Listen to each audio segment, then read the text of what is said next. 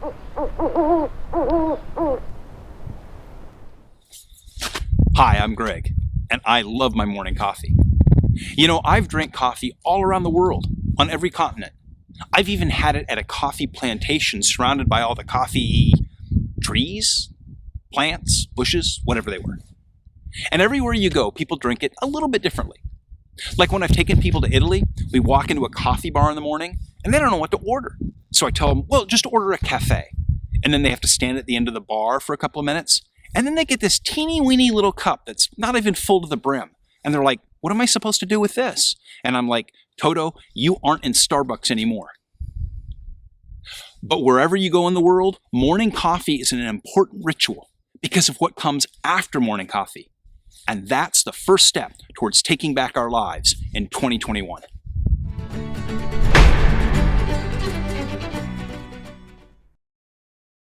You know, coffee has an interesting history. If you follow the Nile River up, past the cataracts, up and up some more until it divides into the Blue and the White Niles, take a hard left turn and follow the Blue Nile to the Ethiopian highlands. It's an area with mile-high elevations and 14,000-foot peaks. Now, the legend goes that one day, a goat herder named Kaldi noticed that his goats were eating the berries from this one kind of tree, and it amped them up. I mean, they didn't go to sleep at night. They just kept having goat fun, doing goat things all night. So, the legend goes, Kaldi the goat herder told the abbot of a local monastery, who made a drink with these magical berries. And then he and his monks got amped up, and they started really getting stuff done. Well, it didn't take long for word to spread to the coast, where the Arab traders bought some of the get stuff done berries, and they took them to markets around the Middle East. Before you knew it, everybody was drinking it and getting stuff done. Most of the world has been locked down for a year almost. Now, some folks have been busier than ever. Medical personnel, vaccine makers, delivery drivers. Well, pretty much just those people. But for most of the rest of us, things have really slowed down, if not sidelined. Oh, I mean, a lot of folks have still gone to work or work from home. But it seems like a lot of our lives, our social lives, our emotional lives, our spiritual lives, our relationships, and our personal growth have all been in the slow lane, if not parked in some cul-de-sac somewhere on a side street. Current events and culture have introduced a passivity into our culture that I've never seen in my lifetime. I mean, too many of us are demotivated, depressed, waiting to be told what to do, when we can do it, how we have to do it, where we can do it, where we can't do it. You know, some of that is a legitimate response to a pandemic, but you know, that's, if we're honest, not really all of it.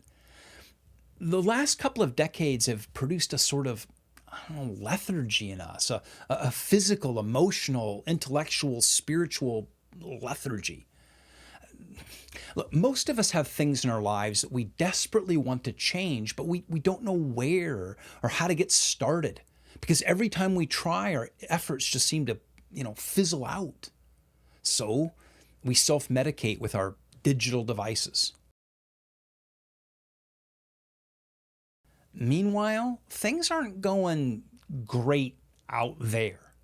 The longer we wait, the bigger the mess that we're going to have to clean up, not just collectively as a nation, but in our own lives and families.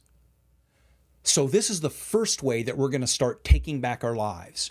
We're going to go and get our coffee, get to work, and start getting stuff done. Now, if you want, you can drink a cafe like an Italian, or have a giant Americano in your Yeti, or whatever floats your boat.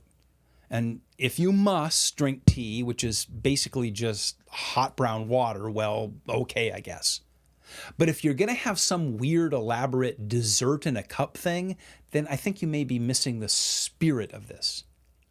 Anyway, get whatever you need, and then let's just get to work on fixing what's wrong around us. Because time is wasting, and there's a lot that needs to get figured out, and tons of broken stuff around us that needs to get fixed, and maybe even a few fights we need to not run from anymore. So, what I'm saying is that the first way we're going to start taking back our lives is by getting started. No more moping or heavy sighs, no more whining on the internet. It's way past time for action. So, if you don't know where to get started, then hit the like and subscribe buttons below. Because this is the Take Back 21 Challenge. And this year, I'm going to give you 52 ways to get moving forward again. But the first step is to get off our butts. No more lethargy, no more excuses, no more wasting time. So how are we going to take back 2021? Well, tomorrow morning, we're going to get up, get our coffee, get moving, and get started getting stuff done. Be not afraid. Instead, choose to be wise, do good, and live free.